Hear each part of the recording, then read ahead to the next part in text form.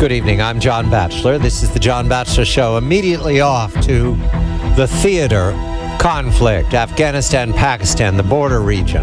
There is a report, not confirmed, of a senior Haqqani network leader killed, unusually not by a drone strike, by gunmen on motorcycles. This is a puzzle. And Bill Roggio of the Foundation for the Defense of Democracy's Long War Journal and his colleague Tom Joscelyn join. First to comment on this not yet confirmed death and what it means, and then we'll move on to my favorite story of the week from the war front, Radio Mullah. Bill, a very good evening to you. Nasruddin Haqqani. It's not confirmed, right? These gunmen on motorcycles. Do we know who they are? We don't know who they are. It's probably about as close as we're going to get to be confirmed until they release an official statement. The spokesman has spoken off the record, so it's about there. But everyone else is saying he's dead. It seems to have happened. You have taught me, Bill. Wait for their video, right? Wait for their confirmation on their networks. Yeah. There's just a lot of multiple angles on this, and no one seems to be denying it as well. So, who killed him, Bill? Is the U.S. riding motorcycles in the borderland? It's a good question. I mean, there's a range of possibilities. It could have been, infighting within Haqqani network or with rival groups.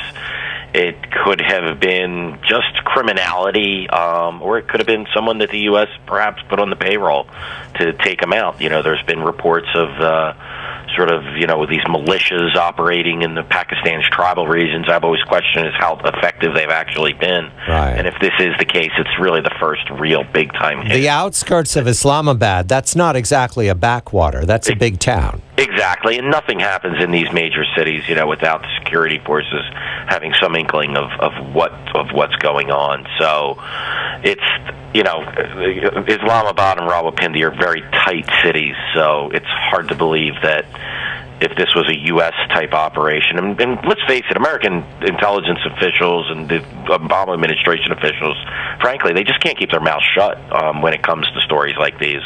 They're constantly chirping. So if it was U.S.-led, I would have expected someone to be bragging about this. Mr. Joscelyn, a very good evening to you. The additional point of the reported death, not confirmed death, of Nasruddin Haqqani is his relationship to al-Qaeda. Explain, please, Tom. Good evening to you. Well, good evening, John. I mean, Nasruddin is a good example of something that Bill and I write about quite a bit, which is that al-Qaeda is not some self-contained entity that just has sort of this hierarchical membership. They have a lot of supporters, a lot of allies that give them a deep bench, and Nasruddin Haqqani is someone who went to the Gulf region on numerous occasions to raise funds for al-Qaeda and related groups. He's someone who was a longtime ally of senior al-Qaeda operatives, including Abu Layth al-Libi, who was a senior operative killed several years ago, and really has been involved in sort of this nexus of groups in northern Pakistan. The financier connection for Nasruddin, that means he's handling money, he's transferring money from one group to another. How does he work? Al-Qaeda gives money to the Taliban or vice versa? Well, the Treasury Department, in its designation of Nasruddin, says that he received payments from al-Qaeda. In addition, it says that he was receiving funds from donors in the Gulf, and my bet there is that he was taking money for a number of different groups in the Gulf, and basically they sort of have these commingled pools quite often. And this is really a problem that we have in terms of fighting terrorism financing, because what happens is that in Saudi Arabia in particular, but also in Qatar and other places, on occasion officials will try and crack down on al-Qaeda fundraising, but the problem is that that fundraising runs parallel to Lashkar-e-Taiba, the Taliban, the Haqqani network, and other groups. And so it's very tough to say this guy is an al-Qaeda fundraiser and these guys aren't. There's sort of this very brazen commingling, I would say, of the resources. Bill, in your story at Long War Journal, you have a quote from Shakdullah Shahid. He's talking to AFP, saying Nasruddin Haqqani martyred by ISI. What the heck is he talking about, Bill? Yeah, and this is, by the way, so he's the spokesman for the movement of the Taliban in Pakistan, which everybody tries to draw distinctions between these groups, and it just plays to Tom's point how close these are. But yeah, so the movement for the Taliban in Pakistan, they are not friendly with the Pakistani state, even though there are elements of the Pakistani state that supports them. They blame everything on either the U.S. or drone strikes or sorcery or, all kinds of oddities. But what they're basically saying is there's no way that Badruddin Haqqani is killed without the ISI, Pakistan's... What's the ISI, Bill? It's the Inter-Service Intelligence Directorate. It's their military intelligence. It's basically the group that backs the Taliban and Haqqani network. That would make sense, Bill. The ISI uses ops who use motorcycles to do drive-by kills.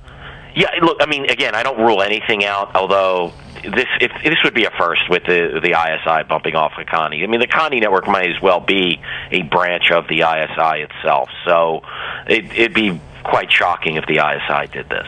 Bill, I want to go back to your point. You and Tom, you and Bill working very carefully to develop the depths of Al-Qaeda and the Taliban. Nasruddin Haqqani is gone. It's not confirmed, but he's gone. However, the presentation, the narrative by the Obama administration is that we're leaving the region in the capable hands of our Afghan allies.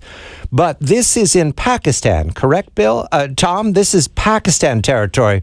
Whatever shape the Afghan National Army is, it's not going to cross into Islamabad. It's not going to worry about the Haqqani network, and that's where the firepower is that Al-Qaeda can push back into Afghanistan. Have I said that all logically, Tom?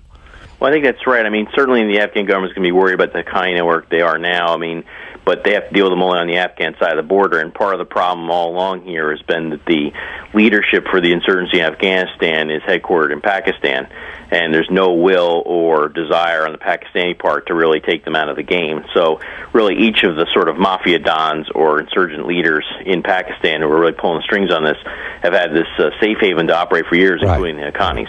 So now to my favorite story of the week. Gentlemen, introducing Radio Mullah. His name is Mullah Fazlullah, and he's elected. I guess this is a fair and transparent policy. He's elected to take the place of the now deceased Mullah, who was running the Haqqani network. This is now the interim emir after Haqqamullah was killed by the U.S. Bill, introduce us to Mullah Fazlullah. Why do they call him Radio Mullah? Yeah, he's probably, in a group that is filled with radicals. He's probably one of the most radicals. And just real quick on the selection process, basically the way that worked was that everybody gives their input, and then the head of the Shura, who was the temporary emir for the group, he then went and used all their feedback and chose the leader. So, but Mullah Fazlullah, this is a guy who's at the forefront of campaigning against polio shots. He ran a radio program where he ranted and raved and death lists and talked about Islam, and all the Pakistani women up in SWAT seem to love this guy. He's just as crazy as they come, which is a real indication of the way that just when you thought the Pakistani Taliban or the movement of Taliban in Pakistan couldn't get any nuttier, they go ahead and pick the nuttiest one in the bunch. He looks like Blackbeard, Bill. I mean, he's got a lengthy beard down the front of his chest. He carries a weapon oddly with the barrel, I note, pointed at the interviewer. Very nice, very nice. Is he an effective field commander, or is he just good on the radio? No, he's effective. He orchestrated the takeover of a district called Swat, which was once considered the Swiss Alps of Pakistan.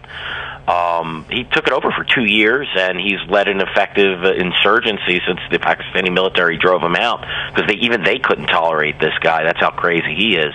And he's been fighting from the Afghanistan-Pakistan border regions, sending troops to attack military outposts and police outposts on both sides of the border. I think he's pretty effective. And also, this is something that no one's considering, he operates outside that kill box in North and South Waziristan. And if the U.S. is going to want to get him, and if they can't catch him in Afghanistan, they're going to have to expand the drone program when everybody wants it to end. Tom, I note from Bill's report here that he operates, the new Taliban emir, takes shelter in Afghanistan's Kunar province. We bugged out of Kunar, as I recall, more than a year ago. So he has planted himself in Afghanistan waiting for us to leave. That doesn't make any difference in Washington, does it, Tom? No, I mean, Kunar and Nuristan are effectively controlled by Al-Qaeda and their allies. Al-Qaeda. Actually, there are credible reports, the decision to name the interim emir of Al-Qaeda itself after Osama bin Laden was killed came from Management Council inside Kunar. I think that tells you how cozy they are in that environment right now. And basically, Kunar, Nuristan, eastern Afghanistan, these are areas where the second surge never occurred. We surged in the south of forces to really drive the Taliban and its allies out of there, but the second surge never occurred. And so we left that untouched, and they've really been operating with not impunity, but certainly a very comfortable operating environment for them for years now.